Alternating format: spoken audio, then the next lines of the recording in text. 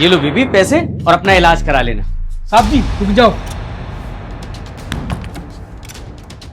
चला गया नकली बच्चे का नाटक कर करके ना, और ये नकली बीमारी का नाटक कर करके मुझे लगता है किसी दिन ना मैं सच में ऊपर ना पहुंच जाऊं। कितने काम धाम करने पड़ते हैं ना थोड़े से पैसों को पाने के लिए।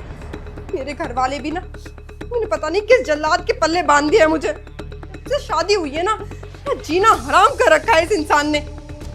देखो ना अपने घर में मुझे ये सब कुछ ड्रामे करने पड़ते हैं तब जाके ये खर्चे के लिए थोड़े बहुत पैसे मिलते हैं मुझे। इससे अच्छा होता कि मैं कॉलेज टाइम पे ना अपने बॉयफ्रेंड के साथ भाग ही जाती। घर वालों ने इज्जत इज्जत इज्जत करके ना मेरी जिंदगी नर्क कर दी है। देखो अगले को पता है कि मैं कितनी ज्यादा बीमार हूँ, उसके बाद भी पैसे दे के जा रहा है कि लो बेबी अपना इलाज करवा लेना। अरे मैं लूली लंगड़ी का इलाज करवाने जाऊंगी। भगवान करे मेरे साथ ऐसा कभी ना हो, उसके हाथ पैर टूट जाए और मैं भी ना उसे ऐसे कहूँ लो बेबी अपना इलाज करवा लेना। मैं प्रेम को फोन करती हूँ।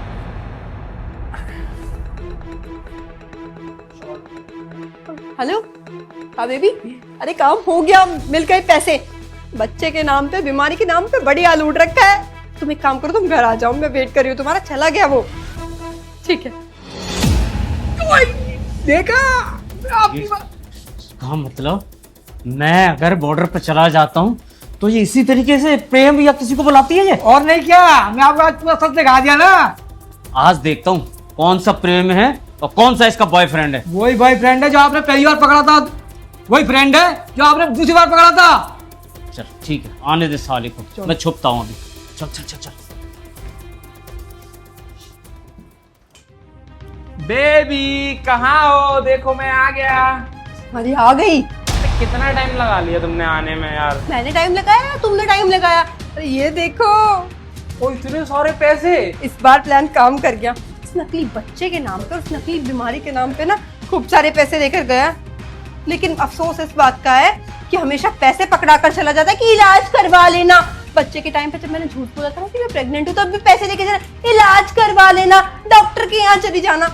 मेरी तो समझ नहीं आता कि मैंने इससे शादी क्यों की। अरे बेबी इसको ना निपटा दो। मैं तो बोलता हूँ इसे जान से मार दो। अगर ये मर जाएगा ना तो फिर अपन दोनों आराम से शादी कर लेंगे यार। कब तक हम ऐसे रहेंगे? ऐसा नहीं है जितना तुम समझते हो। उसको मार सकते हैं क्या हम? तुम ही सोचो, उसको जल्लाद जैसे इंसान को, वो हम जैसों को मार के हमारा पीछा ना छोड़े। मैं तो कह रही हूँ जो काम हम कॉलेज में नहीं कर पाए ना भागने का, वो अभी कर लेते हैं ना। हाँ तुम बात तो सही बोल रही हो। चलो फिर अभी और क्या, अभी के अभी चलते शादी कर लेंगे। चलो जल्दी चलो। चलो। ओए अरे ये तो यही है। अच्छा तो ये सब होता है मेरे पीठ पीछे हैं? तुम तो बीमार ही नहीं हो, बच्चा भी नहीं है, सब ये नौटंकी बना रखी है। बच्चा नहीं है वो बात मानती हूँ, पर बीमार थी, बहुत बीमार थी। ये ना इनको मेरे पापा ने भेजा है। ये ना वहाँ विदेश से आयुर्वेदिक की पढ़ाई करके आए हैं। उन्होंने तो मुझे ऐसे बातों में ठीक कर दिया। जादू है इनके पास। हाँ वही जादू तुम हम पे चलाने की कोशिश कर रहे हो ताकि हम ठीक हो जाएं, है ना? हम बेवकूफ बन जाएं। अरे नहीं नहीं बेवकूफ नहीं बना रही थी, सच में इनका इलाज बहुत महंगा है। ये जो पैसे तुम मुझे देकर गए थे ना, ये मैं इसलिए इनको दे रही थी क्योंकि इन्होंने मुझे बिल्कुल ठीक कर दिया। बच्चे वाली बात मैं तुम्हें आराम से बैठ के बताऊंगी कि हुआ क्या था। हाँ आराम से बैठ के बताओगी कि हुआ क्या था। अब तुम्हें कुछ बताने की जरूरत नहीं है, सब कुछ तुमने खुद ही बता दिया है। मैं गया थोड़ी था, मैं तो केवल इस दरवाजे को ऐसे करके बंद किया और तुमने अपने आप ही अपने पत्ते ओपन कर दिए। हमने तो चुपचाप देख लिया, लेकिन मैं ये जानना चाहता था कि ये प्रेम कौन है जो तुम उससे इतना प्रेम कर रही हो? बिल्कुल सही पकड़े हैं, प्रेम वही है जिससे मैं बहुत प्रेम करती हूँ और वो मुझसे बहुत प्रेम करता है। लेकिन घर वालों को हमारा प्रेम मंजूर नहीं था, इसलिए तुमसे शादी करवा। मैं नहीं करता कुछ, मैं तो टाइम पास कर रहा था। अंकल चचे मुझे जाने दो, मेरी कोई गलती नहीं है। नहीं नहीं तुम्हारी क्या गलती है? तुम तो दूध पीते बच्चे हो, इसने बुलाया और तुम चले आए। और हमें भी तो कुछ मौका दो खातिरदारी करने का। तो होनी भी चाहिए। हाँ नहीं नहीं दोनों की चिंता मत करो। तुम्हारे पापा को भी फोन कर दिया है, वो आते ही होंगे। पापा को क्यों फोन कर दिया? और तुम्हें अरे पता नहीं है कि पापा कैसे हैं। हाँ, इसीलिए तो फोन किया। वो अपने दूसरे दामाद से तो मिल लेंगे, क्योंकि मुझसे तो अब तुम्हें डिवोर्स लेना ही लेना होगा, नहीं तो मैं तुम्हें दूंगा।